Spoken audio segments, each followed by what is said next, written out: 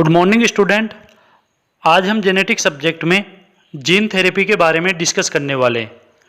तो शुरू करते हैं और सबसे पहले बात करते हैं कि जीन थेरेपी क्या होती है। तो जीन थेरेपी के अगर डेफिनेशन की बात की जाए तो a treatment in which the genes that are missing or not normal in cell are replace with normal gene, that condition is known as gene therapy. यानी कोई ऐसी सेल जिसके अंदर कोई जीन मिस हो रहा है या एबनॉर्मल है, तो हम उस एबनॉर्मल या मिसिंग जीन की जगह उस सेल के अंदर कोई नॉर्मल या न्यू जीन रिप्लेस कर रहे हैं, तो ये कंडीशन या ट्रीटमेंट ही जीन थेरेपी कहलाता है। यानी कोई ऐसी सेल जिसके अंदर कोई जीन मिस है या एबनॉर्मल है, तो हम उस एबनॉर्मलिटीज को दूर करने के लिए उस सेल में कोई न्यू जीन या नॉर्मल जीन रिप्लेस या ऐड कर रहे हैं, तो ये कंडीशन जीन थेरेपी कहलाती है। अब अगर इसके दूसरी डेफिनेशन की बात करें तो gene therapy is an experimental technique that uses gene to treat और प्रिवेंट द डिजीज। यानी जीन थेरेपी क्या है? जीन थेरेपी एक ऐसी एक्सपेरिमेंटल टेक्निक है जिसमें हम जीन के यूजेज के द्वारा किसी डिजीज को ट्रीट या प्रिवेंट करते हैं। तो जीन थेरेपी क्या है?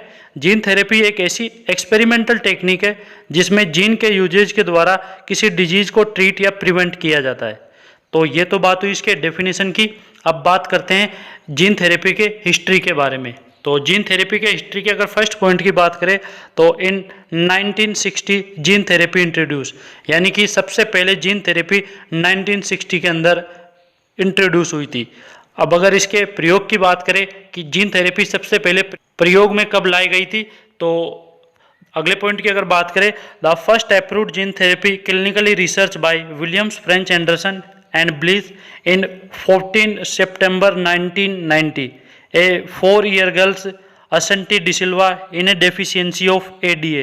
यानी कि जो सबसे पहले जो जीन थेरेपी प्रयोग में लाई गई थी वो दो साइंटिस्ट थे, एक का नाम था विलियम्स फ्रेंच एंडरसन और दूसरे ब्लिस। उनके द्वारा 14 सितंबर 1990 को एक 4 साल की गर्ल्स थी जिसका नाम था असंटी डिसिल्वा, उसके ऊपर प्रयोग में लाया गया था।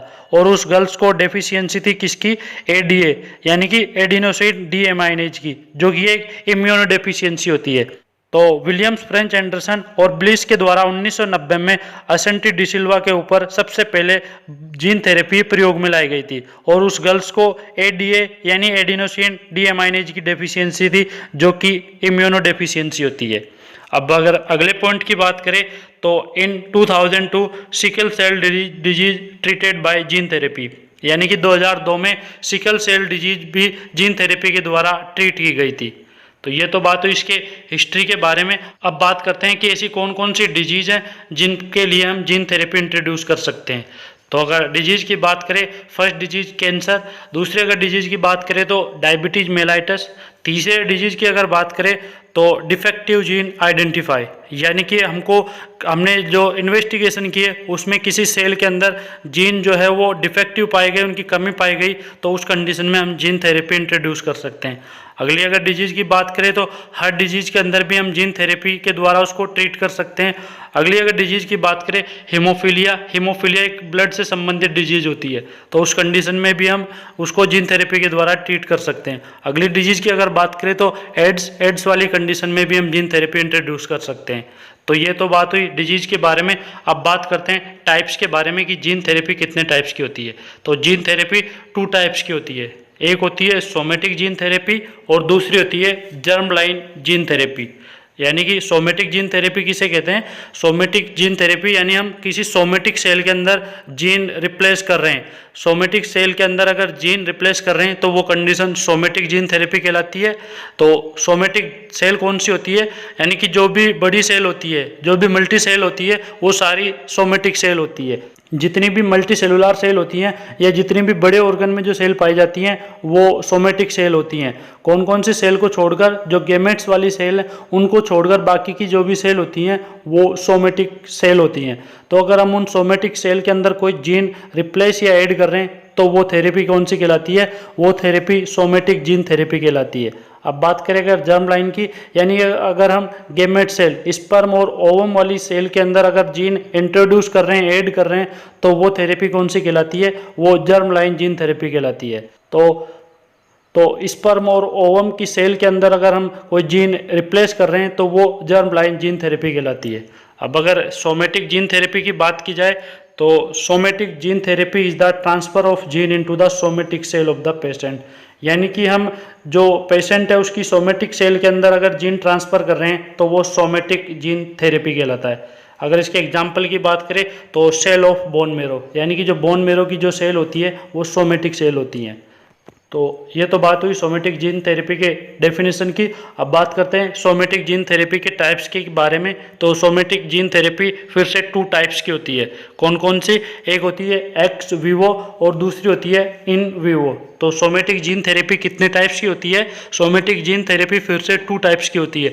एक होती है एक्स विवो और दूसरी होती है इन विवो। अब एक्स विवो किसे कहेंगे? तो cell are modified outside the body and then transfer body, यानी कि अगर हम जो सेल है जिसके अंदर जीन मिस है या एबनॉर्मल है तो उस मिसिंग या एबनॉर्मलिटीज को दूर करने के लिए हम उस सेल को निकाल कर यानी बॉडी से बाहर निकाल कर उस सेल के अंदर अगर जीन ऐड कर रहे हैं, रिप्लेस कर रहे हैं और फिर उसको बाद में बॉडी के अंदर ट्रांसफ़र कर रहे हैं तो ये कंडीशन क्या कहलाती है? ये कंडीशन एक्स विवो कहलाती है।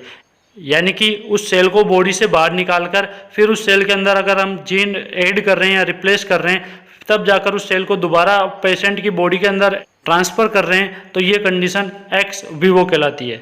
अब बात करते हैं इन विवो की, यानी कि cell are modified inside the body, यानी जो सेल के अंदर जो प्रॉब्लम आ रही है तो हम उस सेल को अगर बाहर ना निकाल कर जो पेशेंट की बॉडी है उसी के अंदर मॉडिफाई कर रहे हैं तो ये कंडीशन इन विवो कहलाती है। तो ये तो बात हुई सोमेटिक जीन थेरेपी की। अब बात करते हैं जर्म लाइन जीन थेरेपी के बारे में। तो जर्म लाइन की अगर डेफिनेशन की बात करें तो in this the gene is transmitted in the germ cell like sperm and egg, यानी कि अगर हम इस स्पर्म और एग की सेल के अंदर अगर हम जीन को रिप्लेस या ऐड कर रहे हैं तो वो condition germ line gene therapy कहलाती है। तो ये तो बात हुई टाइप्स के बारे में। अब बात करते हैं इसकी प्रोसेस के बारे में कि जो जीन थेरेपी या जो जीन हम ऐड कर रहे हैं वो कौन सी प्रोसेस के द्वारा होते हैं। तो सबसे पहले पॉइंट की अगर बात करें तो inactivated of mutation gene because these create improperly function. सबसे पहले क्या करते हैं? सबसे पहले हम उस सेल के अंदर जो जीन यानी जो डिफेक्टेड जीन है यानी जो एबनॉर्मल जीन है या जो मिसिंग जीन है तो उसको सबसे पहले इनएक्टिवेट करते हैं, क्योंकि ये क्या करता है? ये जो फंक्शन है उसको इम्प्रॉपर करता है या उसको डिस्टर्ब करता है। तो सबसे पहले हम क्या करते हैं? सबसे पहले जो मिसिंग जीन है या जो एबनॉर्मल जीन है उस जीन को इनएक्टिवेटेड करते हैं। फिर क्या करते हैं? तो दूसरे पॉइंट की अगर बात करें तो new gene introduce that fight against the disease और प्रिवेंट। फिर हम क्या करते हैं?